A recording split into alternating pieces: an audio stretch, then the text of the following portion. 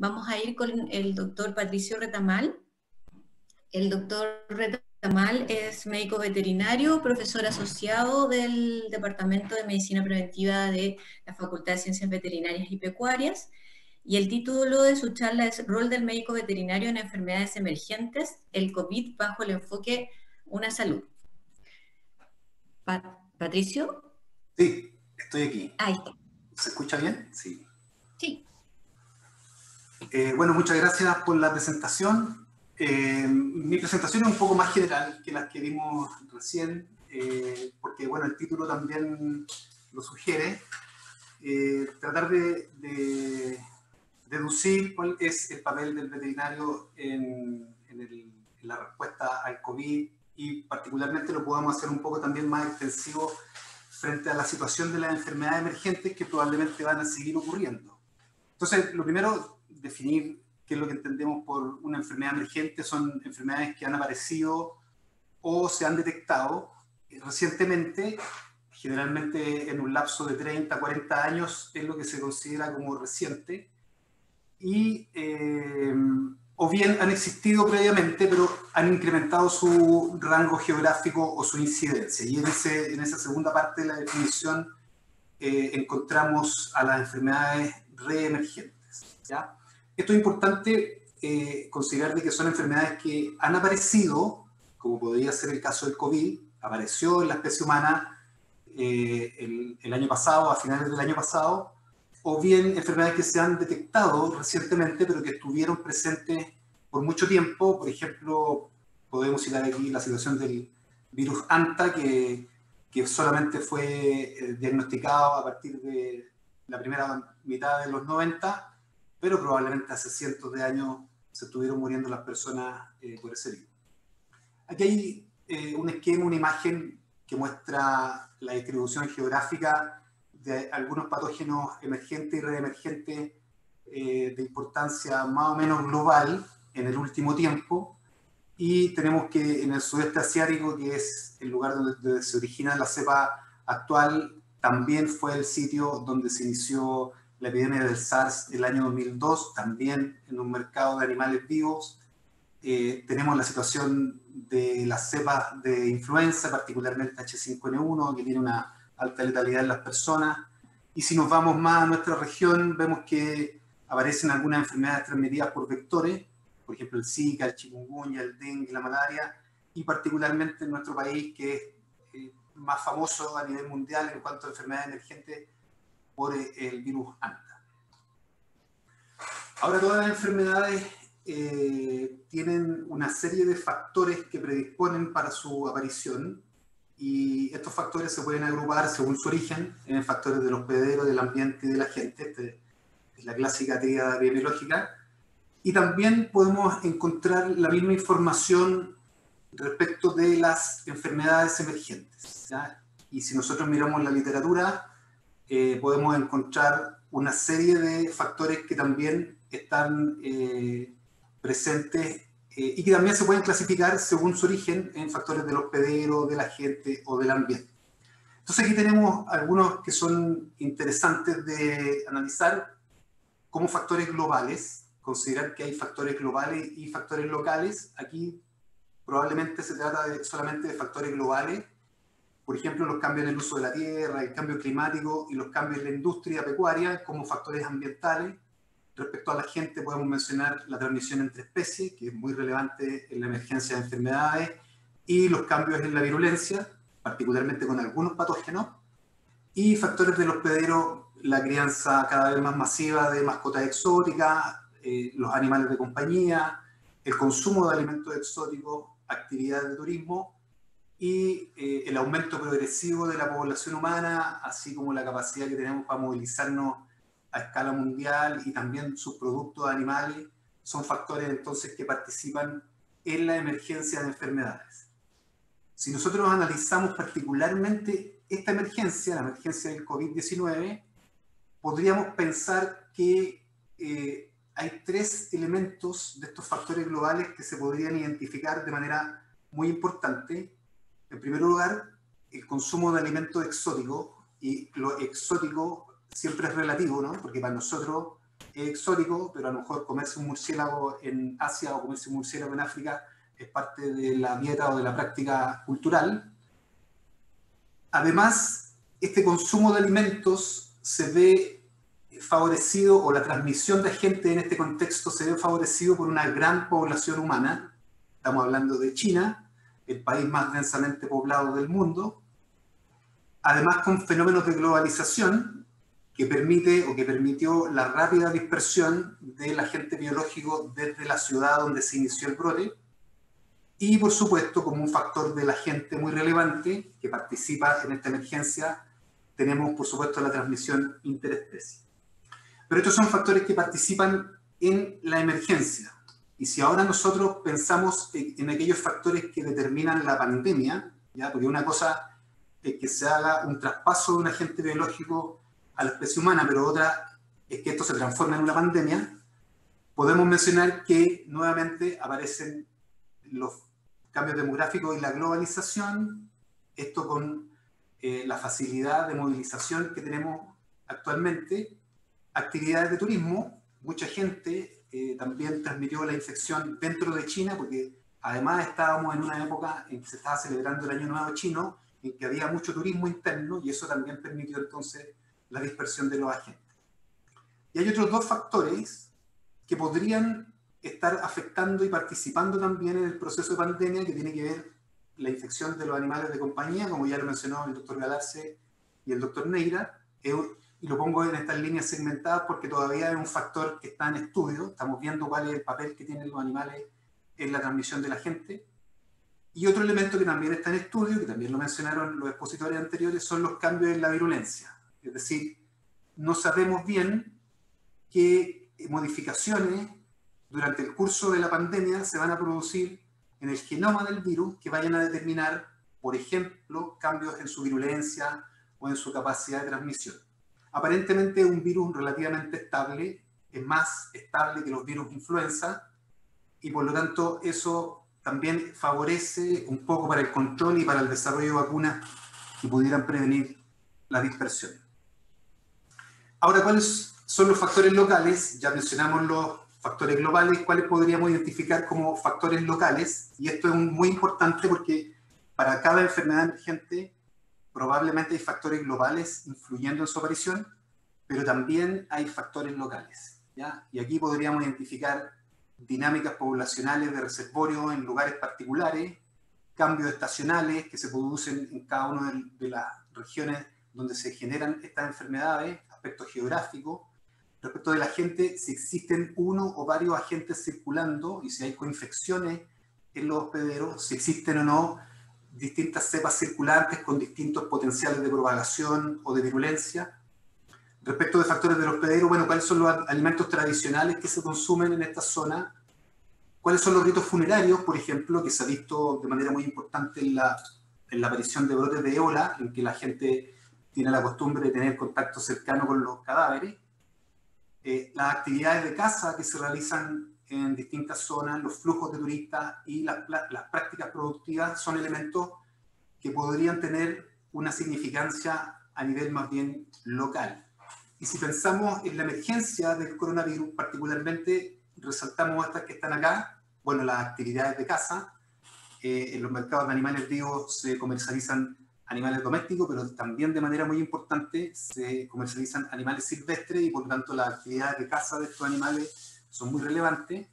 Los flujos de turistas, como ya dije, justo en la época donde se inicia el brote y luego su dispersión, estábamos en un momento en que había un gran flujo de turistas en la zona. Las prácticas productivas también serían relevantes, puesto que hay algunas especies domésticas y otras especies silvestres que son criadas y producidas para consumo dentro de estos mercados de animales vivos en China. Las dinámicas poblacionales que tienen que ver, por ejemplo, con la presencia de distintas especies de murciélagos hospederos de estos coronavirus en la zona afectada. Bueno, los alimentos tradicionales, ¿para qué decir? Ya lo conversamos. Y las cepas circulantes en estas especies de murciélagos, por ejemplo, que tienen el potencial de transmisión hacia los seres humanos. Otro aspecto importante a considerar es que la gran mayoría de las enfermedades emergentes son zoonóticas, es decir, hay un componente animal en su transmisión, motivo por el cual cada vez que se sospecha de la aparición de un patógeno emergente, inmediatamente también se establecen esfuerzos de investigación en animales, esfuerzos de investigación a nivel ambiental para determinar cuáles son los reservorios específicos. En el caso particular del coronavirus, como ya mencionaron los expositores, tenemos a los murciélagos como los principales reservorios naturales, pero nos falta probablemente conocer aquella especie que permitió la mutación, el cambio de la gente y que finalmente le transfirió la infección a las personas. Ahora, respecto de la zoonosis, ya dijimos que las enfermedades emergentes son principalmente zoonóticas, pero ¿cuáles son las principales vías de transmisión de la zoonosis? Bueno, tenemos la primera, que es la más evidente, que tiene que ver con el contacto cercano entre las personas y los animales.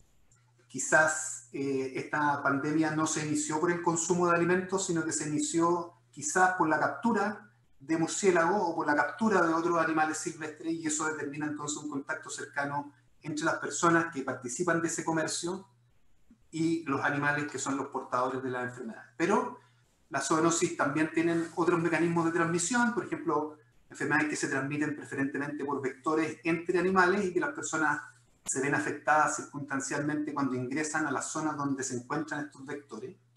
Las zoonosis transmitidas por alimentos, como ya lo mencioné, probablemente son las más frecuentes. Si nosotros hacemos un estudio de cuántas veces nosotros adquirimos alguna infección gastrointestinal por consumo de alimentos, por lejos vamos a darnos cuenta de que es probable que varias veces en la vida cada uno de nosotros adquirimos zoonosis transmitidas por alimentos. Y el cuarto grupo de zoonosis son aquellas enfermedades que se transmiten preferentemente entre las personas, pero que nuestros animales se ven afectados cuando tienen contacto con estas personas, ¿ya? Y aquí tenemos el ejemplo y en el cual podríamos clasificar la situación actual del coronavirus, es que se trata de un agente que se transmite entre personas, pero que nuestras mascotas se pueden ver afectadas circunstancialmente cuando tienen contacto cercano con estas personas.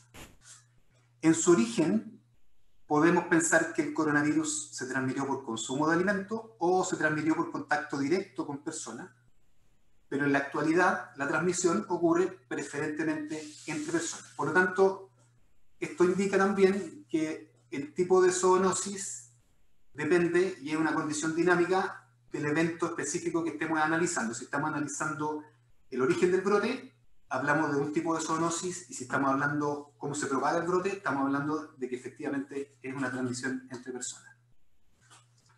Ahora, el concepto de transmisión entre especies es muy interesante y daba mucho, pero aquí yo solamente quiero resumir dos situaciones fundamentales. Una, que la transmisión es más frecuente entre una especie donante y una especie receptora que son filogenéticamente cercanas, ¿ya?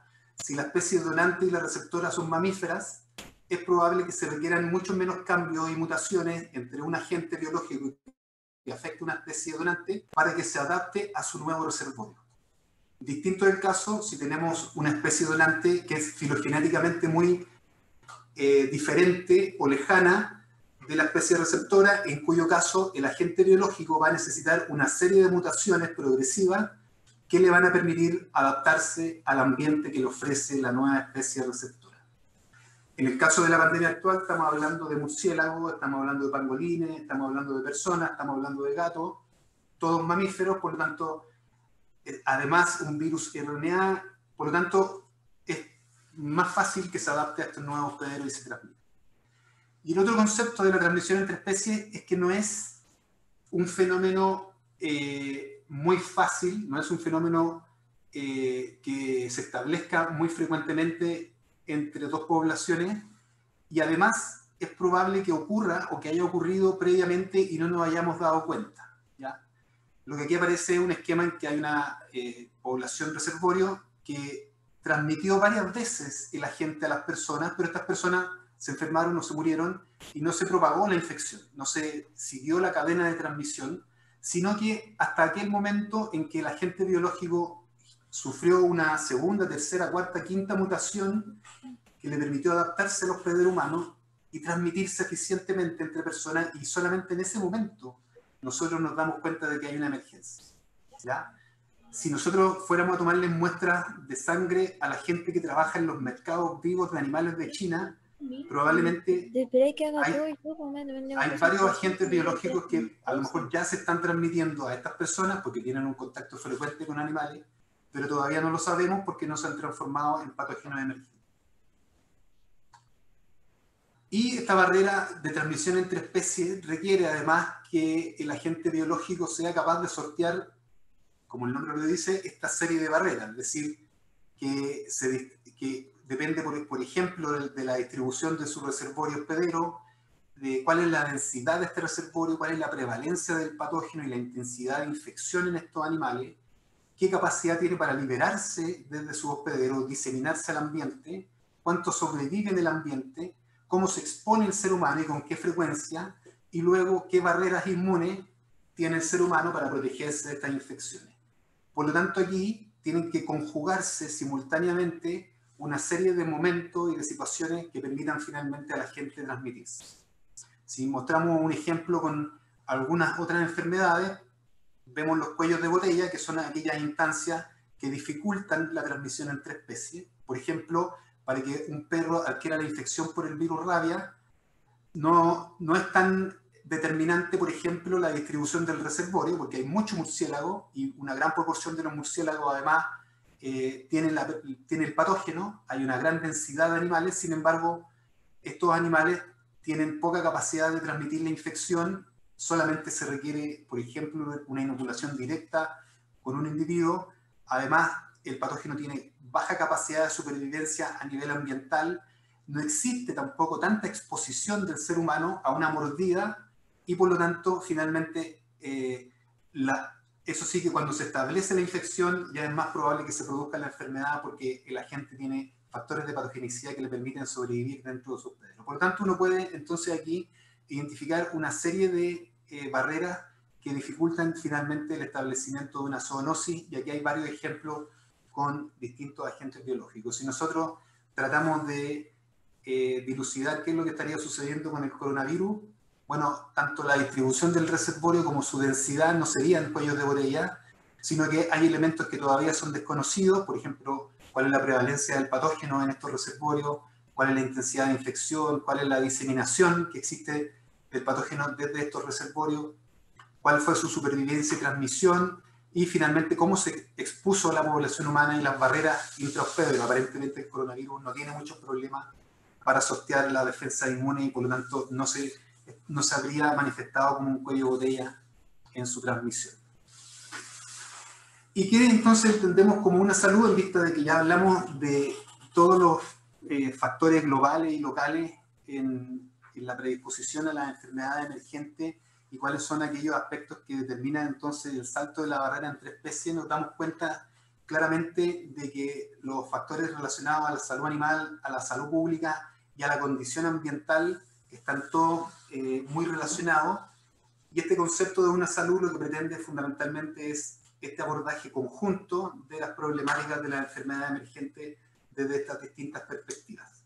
Estamos claros que son fenómenos demasiado complejos para que sean eficientemente abordados por cada uno de estos tres ámbitos por separado.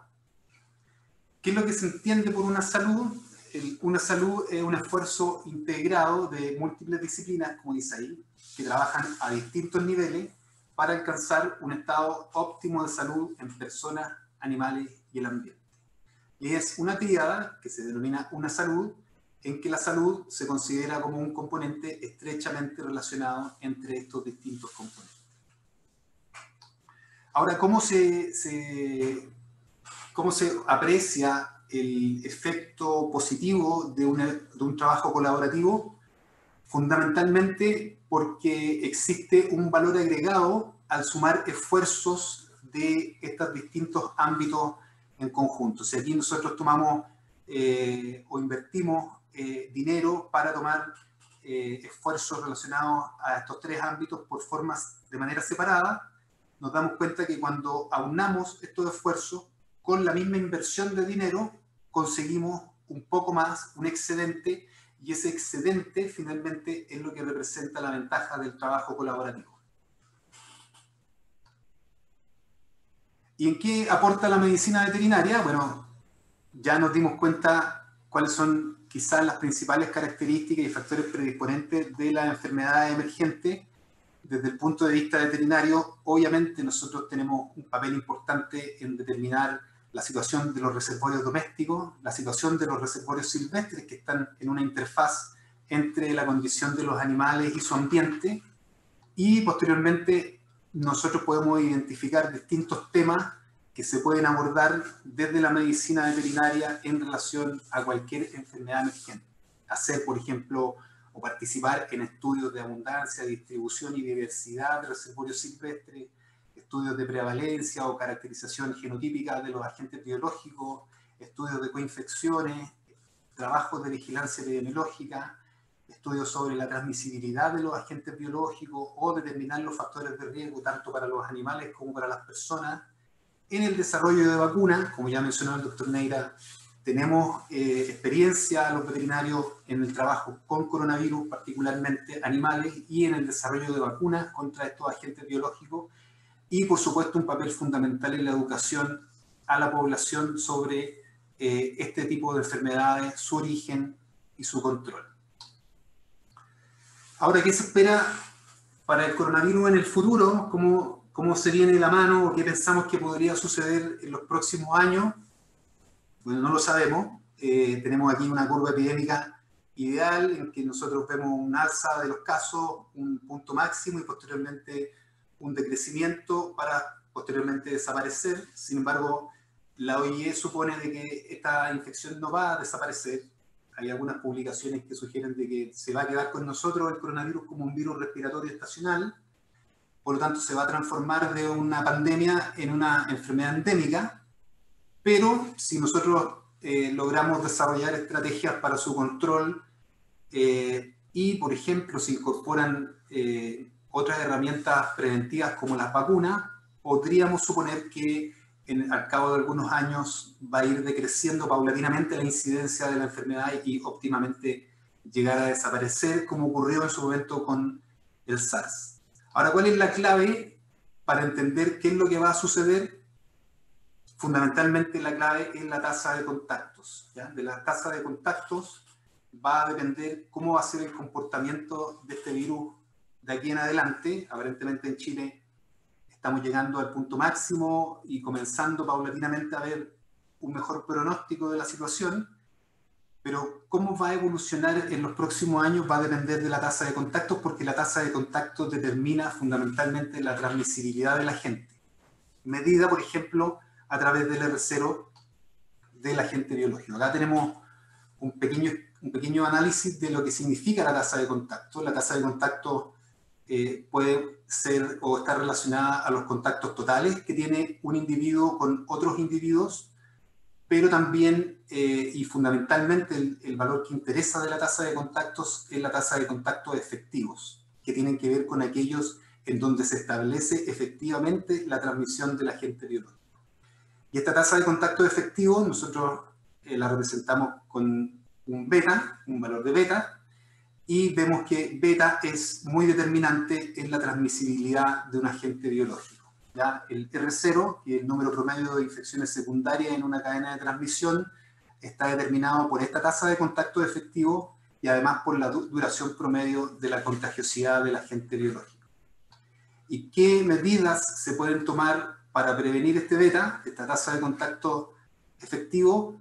Bueno, son las medidas básicamente que se han promovido en la actualidad: el distanciamiento social, la restricción de movimiento a través del establecimiento de las cuarentenas, la tenencia responsable de mascotas. No sabemos bien cómo se comportan las mascotas y por lo tanto es muy importante tener o fortalecer las medidas de tenencia responsable. Medidas básicas de higiene, como la higiene de manos, probablemente es la más importante de todas. Educación a la población. El uso de implementos de bioseguridad, por ejemplo las mascarillas, en distintos espacios, también en el personal de la salud.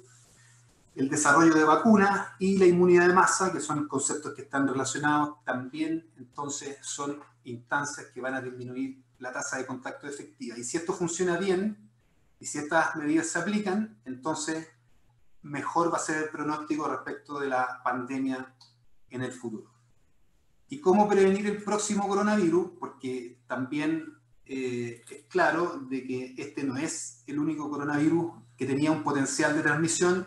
Hay reservorios silvestres que tienen otros coronavirus, los mismos murciélagos, y por lo tanto, si no hacemos nada, si no cambiamos nuestras conductas, es probable que en los próximos años nos encontremos nuevamente con brotes similares o peores al que tenemos en la actualidad. Aquí tenemos entonces una imagen que muestra cómo podemos prevenir el próximo coronavirus, probablemente destruyendo, interviniendo menos nuestros ambientes naturales, disminuyendo el comercio de especies silvestres y, por supuesto, el consumo de estos animales que implica entonces un riesgo en la transmisión de agentes biológicos. Muchas gracias.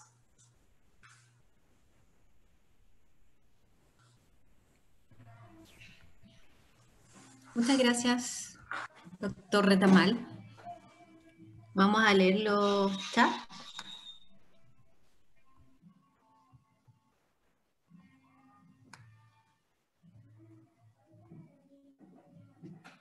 No tengo ninguna pregunta yo acá en el chat, Javiera. Yo tengo una pregunta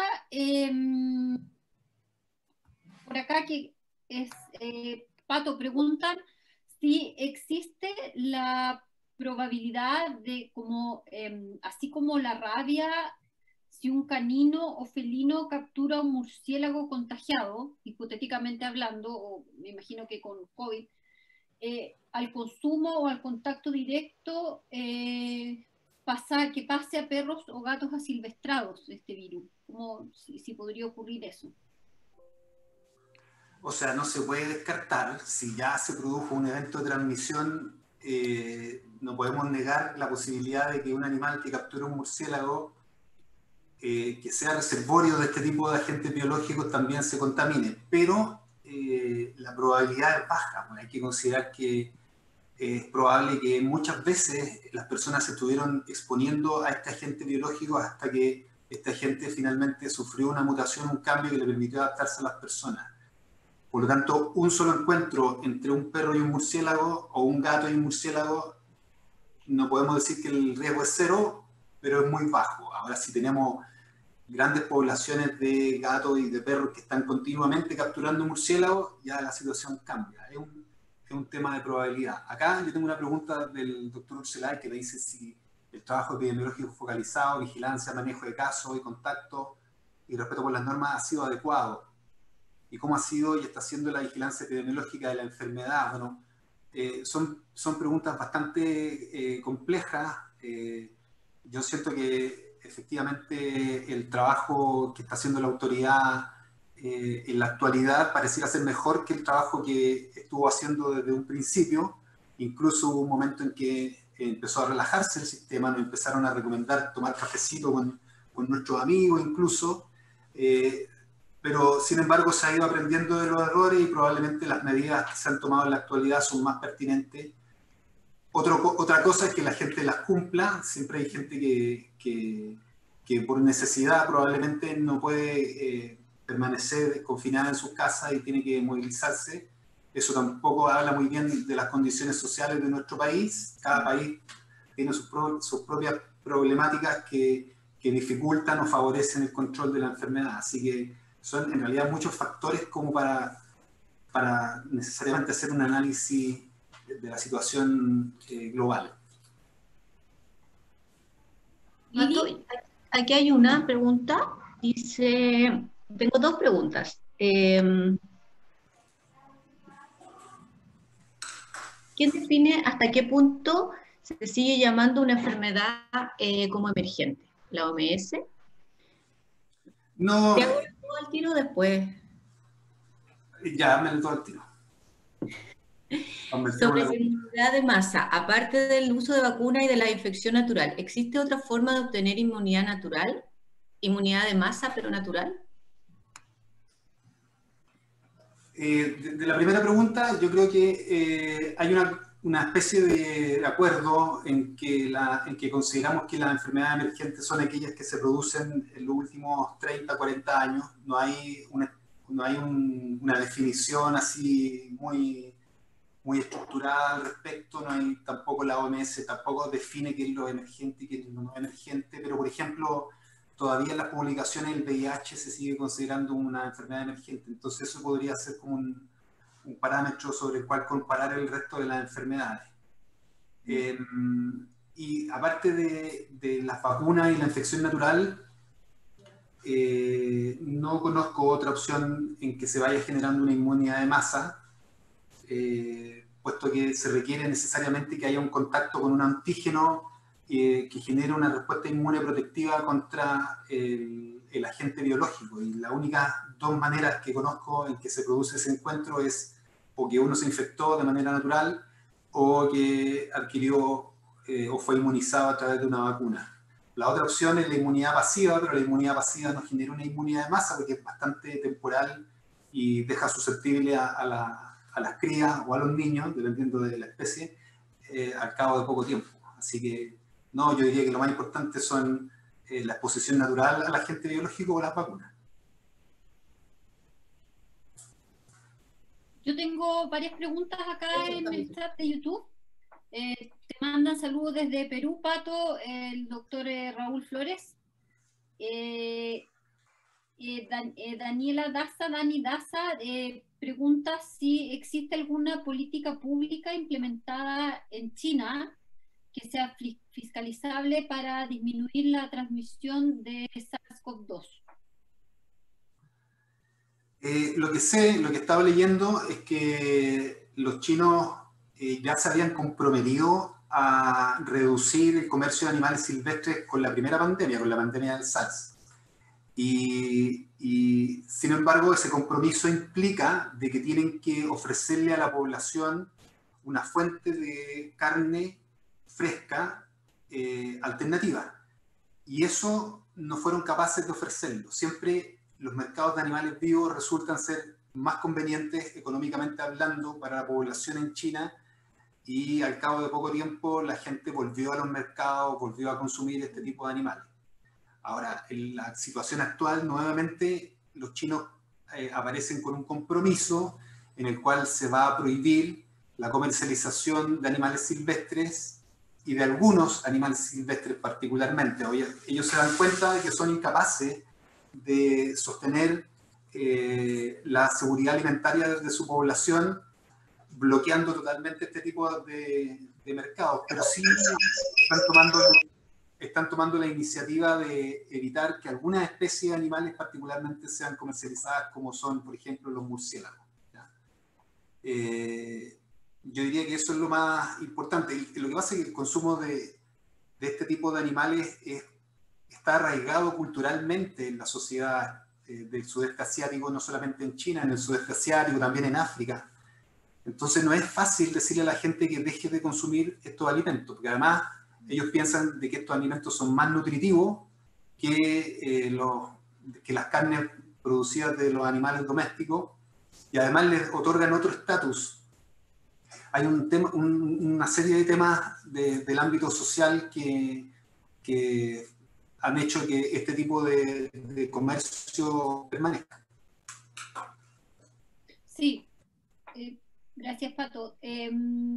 Acá también están preguntando sobre si sabes tú o quizás alguno de los otros expositores también podría complementar sobre la participación que han tenido, que hemos tenido los médicos veterinarios en participaciones de comisiones del Ministerio de Salud o comisiones con respecto a esta pandemia, ya que en otros países hay médicos veterinarios que están integrando los comités relacionados con el COVID-19. Bueno, yo sí sé que hay veterinarios que están trabajando en el Ministerio de Salud, tanto en el Departamento de Epidemiología como en la Oficina de Vectores. Ellos están trabajando activamente en la implementación de la política pública, en la prevención y control de esta epidemia. Efectivamente tienen un papel muy relevante en ello, no solamente a nivel del Ministerio de Salud, también a nivel de la OMS. De hecho, el representante para Latinoamérica de la OMS es un veterinario. Así que sí, efectivamente podemos reconocer la participación de los médicos veterinarios en el control sobre estas enfermedades, que probablemente los veterinarios sabemos más de zoonosis que lo que saben los médicos. sobre todo cuando se trata de implementar medidas de prevención de la aparición de este tipo de enfermedades. Y nuestra experiencia también con el manejo de poblaciones animales nos permite también adaptar más fácilmente nuestro lenguaje al trabajo con poblaciones humanas y evitar la propagación de agentes biológicos a escala poblacional. Sí. Lina pregunta que, ¿qué opinas, qué opinión tienes sobre el uso de vacunas ya existentes, como la vacuna de la tuberculosis, que se ha visto que al parecer hay una relación en las poblaciones que estaban previamente vacunadas contra la tuberculosis? Sí, la vacuna, la BCG, la cepa BCG de Mycobacterium bovis, que es la vacuna contra la tuberculosis, genera una inmunidad inespecífica que protege contra otros agentes biológicos. Ya eso está comprobado en las personas y también está comprobado en los animales. No se sabe si protege efectivamente contra este coronavirus, pero se ha visto que protege contra otros agentes respiratorios y algunos países ya han implementado algunos estudios en población de mayor exposición, que es personal de la salud.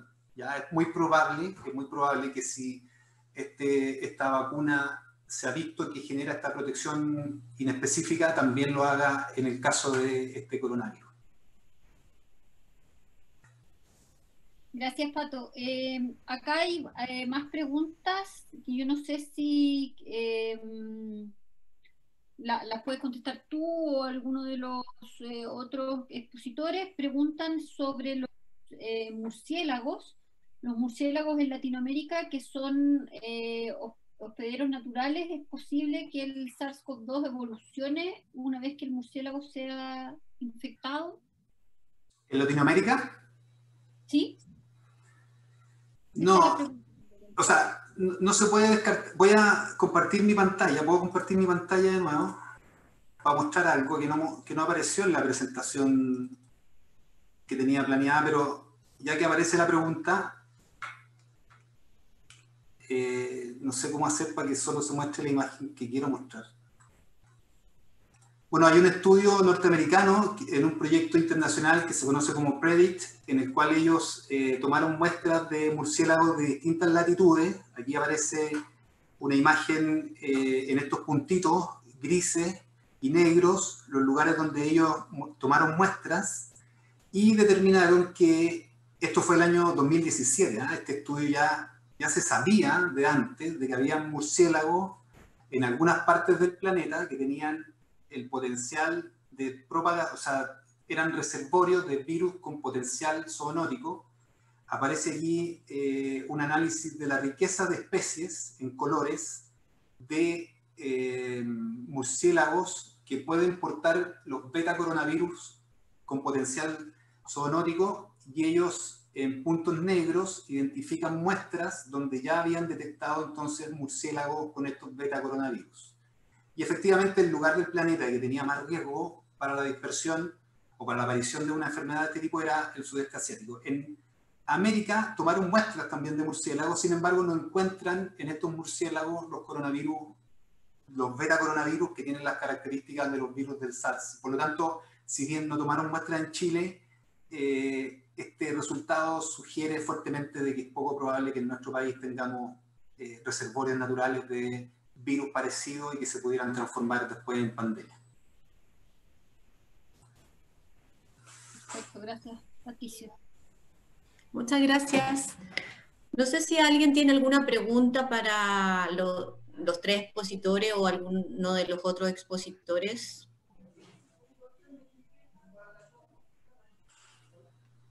No, a mí me parece habían que quedado algunas preguntas pendientes en el chat.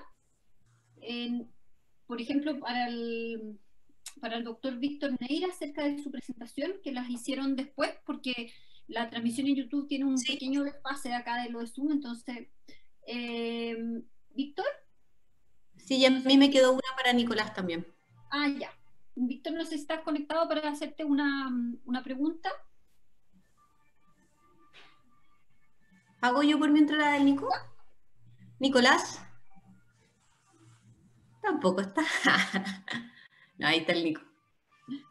Mira, Gabriela pregunta, ¿a qué se debería o de qué se sospecha que la transmisión humano-gato sea unidireccional tratándose de un mismo virus? ¿Sufre una medida, alguna modificación en su nivel de virulencia? Algo así. No entiendo mucho la pregunta. Mira, esas preguntas son difíciles de responder porque preguntan cosas que al final todavía no está claro. Pero de las cosas que tal vez uno podría pensar es que la carga viral que elimina una persona es bastante mayor a la que está eliminando un animal. Entonces, eso disminuiría aún más las probabilidades de que, a pesar de que el animal pueda ser susceptible y permisivo a la infección, pueda infectar a otra persona. O sea, no solamente un animal, sino que a una persona. A pesar de que esté eliminando el virus, esa eliminación es tan baja que puede que no sea una dosis infectante para el humano. Más que modificaciones genéticas o algo así. Gracias, Nicolás. Esa era la pregunta, Javiera. No sé, tú tenías una para mí. Acá la pregunta que quedó pendiente para el doctor Neira es acerca de la tasa del error de mutación. Si se desconoce, pero la mutación sí existe por error en la RNA polimerasa involucrada, algunas se han mantenido, pero no han tenido efecto biológico. Esa es la pregunta. No sé si se entiende. Sí, en general estos virus, naturalmente, incluye influenza, cada 1000, la RNA polimerasa, cada 1000 nucleótidos que va generando, genera un error. Cada 1000, un error. Eso es como la tasa de mutación normal que tienen en la replicación, ¿ya? Lo que pasa es que muchas de ellas son mutaciones que no generan virus que sean infectivos. Entonces, en el fondo, muchas de ellas van desapareciendo y la real tasa de mutación se va desarrollando cuando hay una presión de selección y hace de que el virus vaya mutando antigénicamente, ¿ya? Y eso es lo que yo digo que todavía no se ve porque la población está totalmente sin anticuerpos. Entonces, ¿qué resistencia va a hacer el cuerpo frente a este virus? Simplemente los virus que van prevaleciendo son los mismos que han estado multiplicándose día a día, ¿ya? Y tampoco, por lo mismo, tampoco uno debería esperar que el virus se vuelva bueno ni se vuelva malo, como dijeron por ahí. Entonces, básicamente es eso. Esperemos qué va a ocurrir con el virus una vez que ya empiece a haber una alta tasa de anticuerpos y posteriormente se va a poder calcular bien una tasa de mutación efectiva dentro de la población. Una última pregunta acá, pregunta sobre el impacto de esto finalmente, bueno, esto es como para todos los expositores, yo creo que podrían dar su opinión o el que quiera sobre el impacto en la salud pública en general y consecuencias que va a tener esto, abandono de mascotas, etcétera. ¿Cuál es la opinión al respecto? Es una pregunta bastante amplia. No sé. Sí, yo creo que, ¿puedo hablar? Creo que es delicado el tema del abandono de mascotas. Se han visto situaciones, sobre todo en España, cuando se reportó de que hubo COVID en un par de mascotas. Yo creo que hay que tomarse esto con calma. A lo mejor la proporción de animales que sí se ve infectado es mucho menor. Sin duda hay ya evidencia suficiente para decir de que los animales se infectan con el virus, perros y gatos, usualmente más los perros y los gatos, pero yo sería muy cauto en decir de que sí realmente podrían tener un rol importante en la transmisión del virus. Por lo tanto, si el tema es bien manejado y no debería haber problemas de abandono de mascotas. Gracias, Víctor. Preguntan sobre lo que mencionaste, el estudio que mencionaste recientemente en murciélago. Por ejemplo, el principal murciélago que tenemos en Chile, que es el Taradira brasiliensis. No hay ningún estudio que yo sepa en murciélagos en Chile sobre la presencia de estos coronavirus, por lo menos a nivel de revistas científicas. Quizás ahora sí van a haber más iniciativas para investigar esto, pero no, en Chile nada. Perfecto. Bien, muchas gracias. Chiquillos, tienen muchas felicitaciones y agradecimientos por sus presentaciones en los dos Y en chats, el chat tanto en web. Zoom como en YouTube. Eso, así que no hay más preguntas. Si quieres, Lili, podemos cerrar ya esta jornada. Sí, les agradezco a todos y a todas las que se conectaron, tanto por Zoom como por YouTube. Espero que hayan aprendido harto y que haya sido una buena tarde para ustedes. Los invito además a seguirnos a FABET porque vamos a seguir haciendo seminarios. Y también les recuerdo que todos nosotros, los que estamos hoy día acá, los expositores, Javier y yo, somos parte de la Comisión Una Salud de Colmebet, así que un saludo a Colmebet también. Eso.